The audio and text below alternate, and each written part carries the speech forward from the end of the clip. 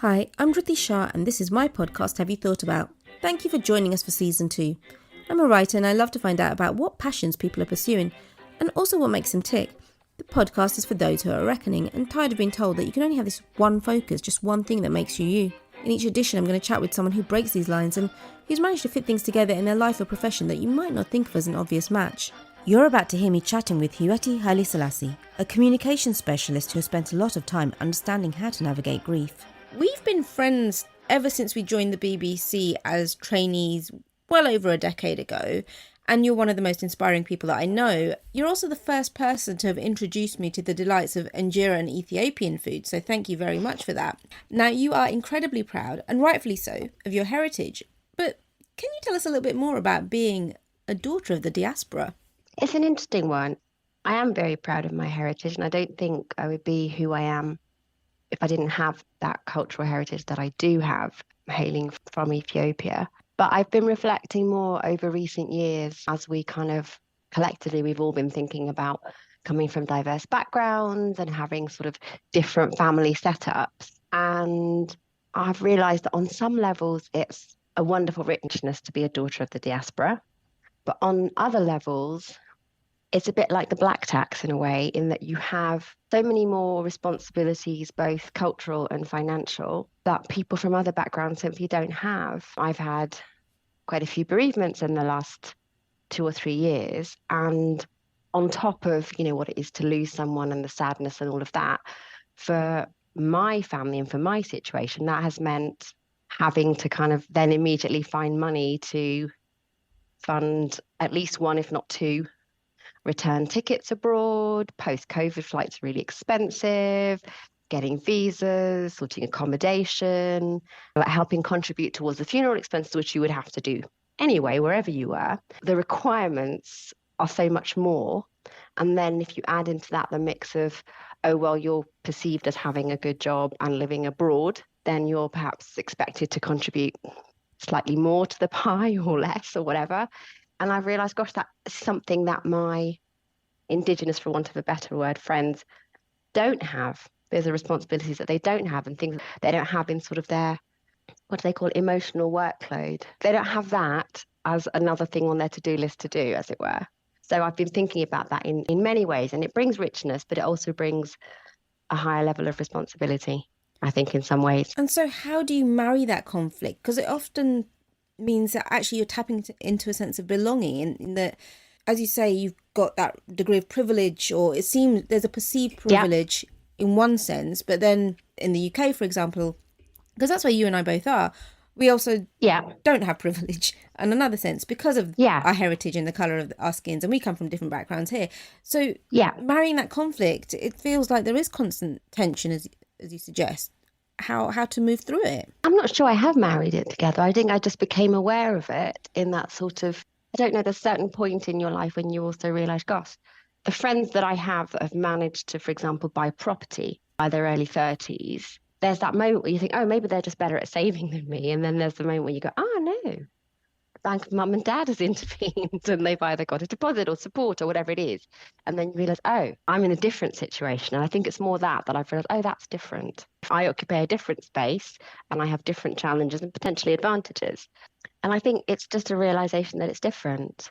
I mean, the reverse of that, or sort of another side to that, is one of my closest friends who I went to school with, who is English through and through. And she told me when we were both 30, she said, I discovered that she'd never held a small baby. She'd never been to a wedding and she'd never been to a funeral.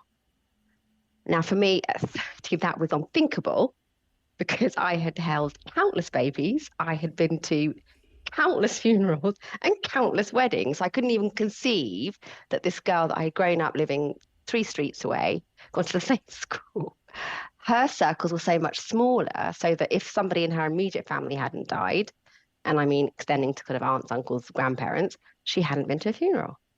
Nobody in that circle had had a baby. It wasn't until her sister had a baby that she held a baby. And therefore she hadn't held a baby. And the same with, so I was like, oh my, how is that possible? So it's like we lived in these parallel but very, very different worlds. So yeah, there are different sides there. I can see you're looking puzzled. I am by because that.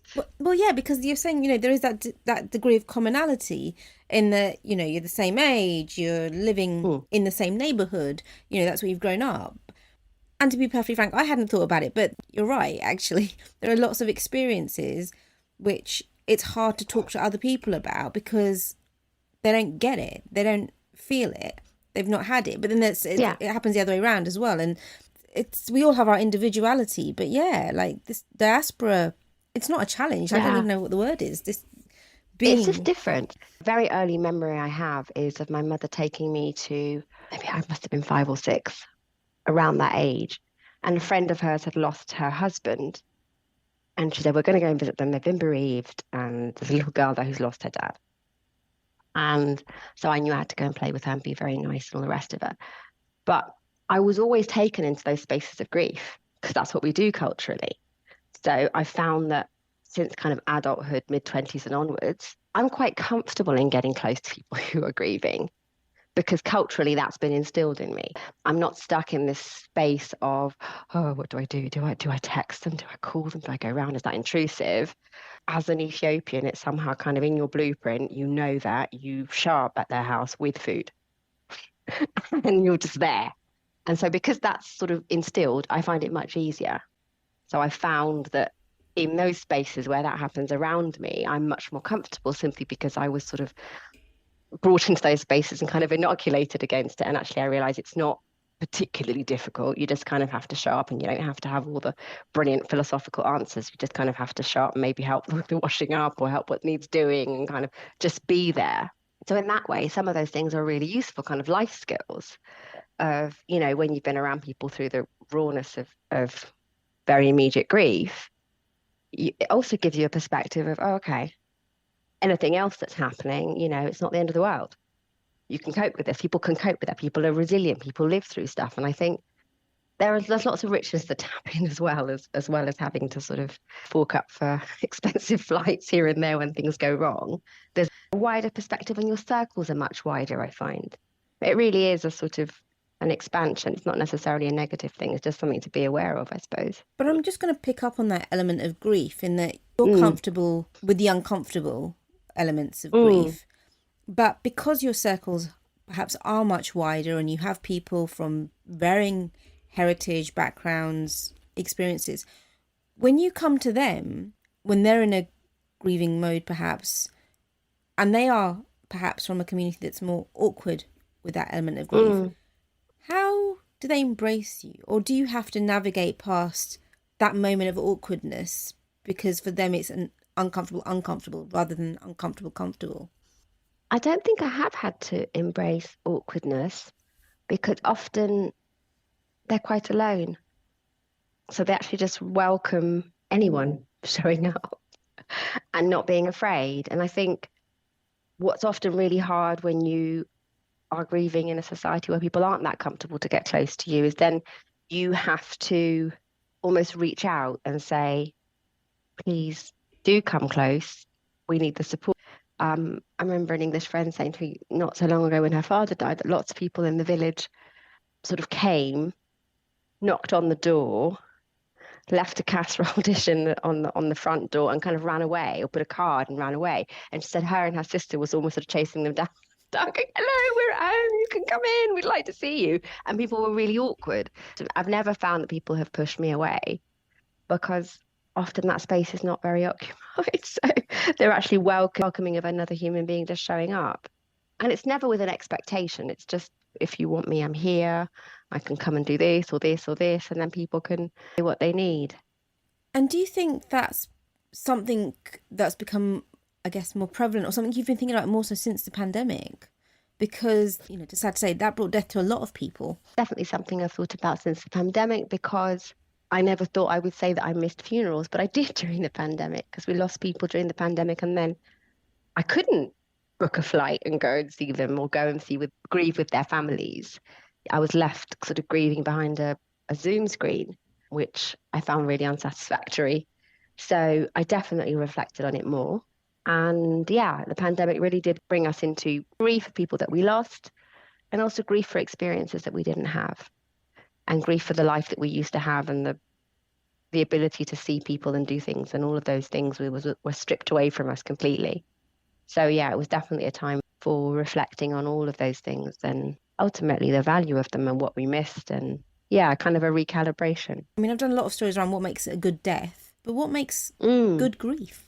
Gosh, that sounds slightly ridiculous. I might change that, because you have that phrase, good grief, where people use in a slightly Yeah, there is. No, but there is a book called Good Grief, isn't there? I think there's a book called Good Grief. If not, then maybe it's the one we're going to be writing. But what does make good grief? I think it's all very personal, and I think you can't prescribe it for anybody. But I think it's, at least for me, it's being allowed to take that space and sit with the grief and process it. And for me, that's been sort of very coloured by how Ethiopians grieve, which is collectively, which is a lot of weeping, a lot of crying, a lot of spending time together. But it's not this sort of, I kind of want to say monosyllabic. It's not this kind of permanent wailing at all. You come together for several days, and the traditional mourning period is 40 days. But not all of that time is spent weeping and wailing. A lot of that time is remembering the person, is being very loving towards one another, eating together, sitting together in the evenings, people telling funny stories and jokes, and kind of keeping people going. The whole spectrum of life kind of happens around you. And I think the main thing is, in our culture, is not to allow people to be alone in their grief. I think people are often afraid that if they start crying, they'll never stop crying, for example. The truth is that if you have some time weeping, you do get tired. You know, there is a sort of physical process of expelling the tears, and there's only so much you can cry, and then you get tired and dehydrated, but there's also a release. And then there's a time to sit quietly and reflect and eat and be with others, and it's sort of a process. So I think anything that doesn't stifle that process, that you're allowed to have that space. And of course, grief isn't linear. It's not as if you sit for 40 days, then you'll be done. There'll be times in the future, months, years down the line, when it's more grief. So I think good grief is whatever that person needs, and however they need to grieve that loss, so that at some point in the future, they can remember the person with tears, but also smile at good memories and what the legacy that person left, and be grateful for it as well. And picking up on that, so in my culture, and I come from Gujarati Jain Indian culture with a bit of Kenyan in, we have certain rituals, we have songs, like we'll come together to sing. Is that something that you have within yours? No, I don't really have songs. I come from an Ethiopian Orthodox tradition, so there are liturgies and rituals and prayers that happen, which are mostly with the clergy. And they come and do that in your house when the body's still in the house, and then on the third day, I could be getting this wrong, and the 40th day, and then you mark kind of 6 months, 1 year, and then every year until 14 years. So it's not so much about song that I'm aware of, but just marking those dates and lighting candles and sitting together. It allows a sort of marking of time. And the fact that it goes on for 14 years, so that you mark the anniversary every year for 14 years, that allows people to also think, I don't have to be done with this in a week or a month or whatever. There's going to be more processes, more time to sort of process this. And maybe in some way it's a sort of cultural wisdom rather than directly from religious doctrine. But within the 40 days, the 6 months, the 1 year, those anniversaries is sort of baked in this requirement, as it were, to feed the needy or feed the homeless, which I've thought is quite a neat way of ensuring that people who need it get fed, because of course everybody has at least one or two relatives who's died within the last 14 years. So it seems kind of meaningful, and it seems useful, and it seems in some way it's meant to be for the benefit of the soul of the departed, but it's also for the benefit of those who are around us and in need. You know, that speaks to me. I think that's absolutely wonderful. Like, we've just literally had is it a mini deaf cafe where you have these sort of conversations? So yeah. I'm glad that we've had this conversation, and now you and I both know what each other wants when we move on. But yeah, come to my house with food. And thank you. come and sing at mine, so it's all good. One thing that you've been quite open about is the benefits of therapy, as have I. But let's explore that a bit more in terms of, why are you such an advocate of therapy, and also bearing in mind quite how wide the field is? You know, what would you mean by that that makes Hewete? I just think it's always useful to have a space to step out of the day-to-day and consider what's going on with you on the inside. And I think what a professional therapist, counsellor, whoever that might be, brings is that being withdrawn from your life, being professionally trained and able to maintain boundaries and look out for your welfare and stuff. And I just think it's really useful to do that work. Years ago, I did a bereavement course at an Anglican church in London. And there's a wonderful lady who used to run that called Jane Unjan, who has passed it on to someone else now. And she spoke about being aware of what's in your emotional store cupboard. And it's not necessarily about removing things or putting them in or out, but if you imagine a cupboard that is neatly organized, you kind of know what's in there. Your tins are there, your packets are there, or your pasta or whatever it is, baked beans or whatever spices you've got that are there. But when it's not organized, anytime you open it, all the stuff can fall out and fall on your head, basically. So it was just about being aware of what is there and what your triggers are and what your issues are. And then you can be more mindful of that as you go through the world. So I kind of think of it as that way, as a kind of almost like emotional laundry. I think I've stolen that from someone. Just kind of knowing what's in your store cupboard. Because I think so many of us have no idea what triggers us, have no idea what causes you to lose your temper or to burst into tears or to get really upset for no particular reason. And it's usually something that's happened to you in the past that isn't processed. Maybe it's a thought to think about that and see what you can do to address that so that you live your life in a less anxious, distressed kind of state, and then you can get more out of it. Yeah, I just think it's one of the things that is very useful to a lot of people. I quite like that analogy with the cupboard, because also it just made me thought sometimes you can think that everything's in its place, but then say, for example, there's an earthquake or something that's out of your control. Doors might be closed, but that shuddering, that shake will have shifted things. Everything comes out. Exactly. And that's why you often find people may kind of break down at a point when you're not quite sure why, but it's often the accumulation of things that have gone on top and on top of something else, and then it's just too much for them. So yeah, I'm a great believer in kind of working on yourself, doing therapy, doing meditation, doing whatever it is that people need to bring themselves into a calmer and kind of more optimum state. A new term that I've come across, which is that process of restorative practice. And I've come across that from having been in places where people of colour tend to congregate because we're feeling that we don't know where else to go. And it feels like that the idea of restorative practice it's not new. It's something that's come in through generations, but it's something that we've lost. And it feels like therapy falls into it, but therapy seems to be a far more westernized term. Restorative practice, do you mean by that things like meditation and yoga and to a degree, silence, or what do you mean? To a degree, different things. So I ended up going on a course. It was a Brilliant Roots course, and it was run by a woman called Gayleen Gold, who I hadn't come across before. Amazing figurehead. And she brought people from different ethnic minorities together, and we just tried different things, whether it was dancing, whether it was sewing. Like, I'm the worst sewer ever, probably end up like stabbing myself. But do you know what I mean? Let's try something that's different. If you say to me mindfulness, I always get slightly stressed because I'm like, God, I'm crap at mindfulness. But if you said to me, go and do some doodling, that would be a form of restorative practice. Restorative, okay. Yeah. How interesting. Cooking, for example, going back to okay. So when I say that to you now, is that something that's feeling familiar? It's definitely a new term. I think there probably are restorative practices for all of us. But again, I think that's about getting to know yourself and slowing down and thinking, gosh, when I do this, I'm calmer, I'm more myself. Or when I do this, I'm not. I remember years ago saying to the counsellor I had, I know when things are going a bit haywire in my routine, I know that if I'm not sleeping and I'm surviving on caffeine and caramel popcorn, things are not going to go well. It's like sugar, no sleep, caffeine, not great, So I think we all know what we need to be okay, as it were. And I think you're right. It is about finding that restorative practice and also finding the thing that's not intimidating. So if mindfulness is intimidating for you, find what isn't intimidating. And that might be sewing or knitting or drawing or doing things with your hands. I've recently I used to take Play-Doh into all my Zoom meetings because I get really bored just sitting there. I'd either doodle and colour in, or I'd have Play-Doh because I concentrate better when I'm doing something with my hands. So were you creating art? What happened with the Play-Doh? I'm intrigued. No, it was definitely not art. It was just Play-Doh. I make shapes with it and roll it and just find that quite therapeutic. Well, I was going to say, when did you realise Play-Doh's your thing? It might have been a counsellor that I spoke to some time ago, or it might have been she suggested colouring and I thought of Play-Doh. I can't remember. It might have been me, it might have been her. But a couple of years ago during COVID, I thought I was in a lot of really long Zoom meetings that I didn't necessarily feel I needed to be in. So I felt like I'm not here to actually contribute, but I have to be on the call. How can I keep myself in a more relaxed state? So I had all little pots of Play-Doh. We ought to say the moldable doughs are available.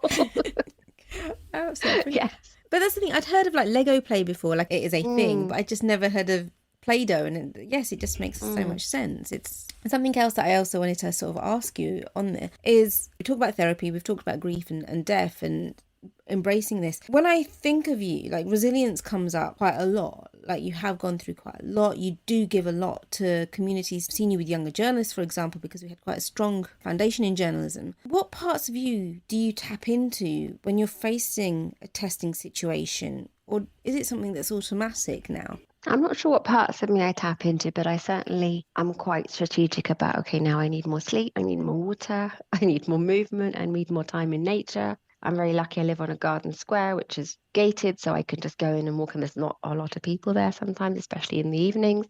I can spend time around tall and mature trees, which I love. Writing, journaling is very important to me, especially when I'm going through times of challenge and trial, as is meditation.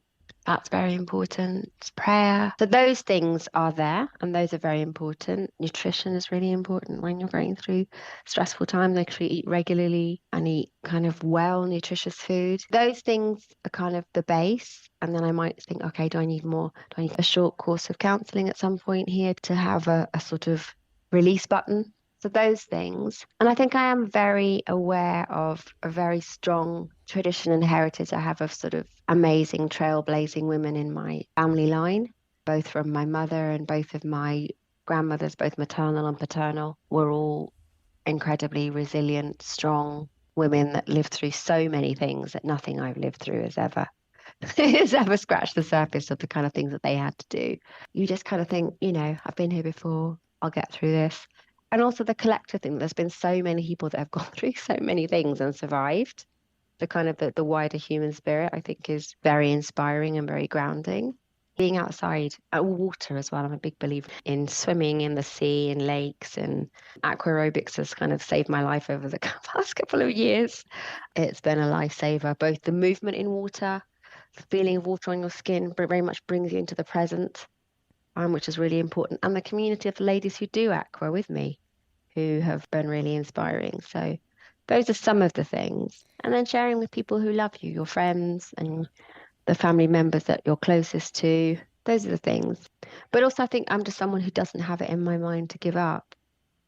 At times I can be a bit harsh on myself and others who want to give up, because I'm just like, that's not even an option. Let's move on. You have to start again. You have to do it again. You have to try again. You have to get through it. So I think resilience is key in that. And you get older, you realize that's what makes the difference between success and not success, or not succeeding and not succeeding, is resilience, rather than brilliance or being the cleverest person in the room. If you're the person that's willing to try 20 times, 25 times, then you might be the person that's going to succeed. How do you make sure you're allocating the time in order to invest in these tools that help you with the resilience? I think the key thing is that you're not going to do all of those things every day. Okay. So you're not going to get to do all of those things every day. I think it's just picking what you can do.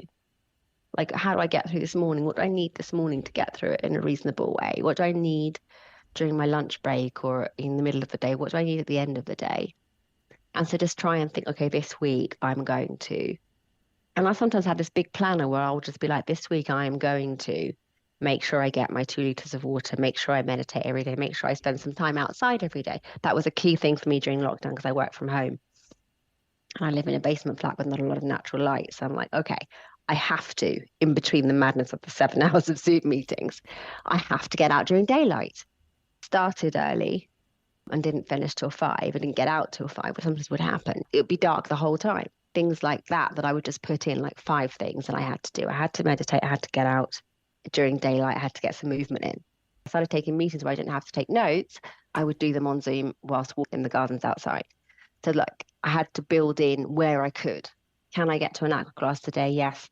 Do I have to drive across town to do it? No, or whatever. There are different things. So I don't think you can do all of it, but you can do some of it, and you can think of it as in a week. In this week, to be sane, I need one social activity. I need to be able to watch 2 episodes of that series that I really like on Netflix, or try and read this book before I go to sleep. Just little things. It's something to give you that boost to say, okay, I can get through today, I can get through tomorrow, I can get through the week.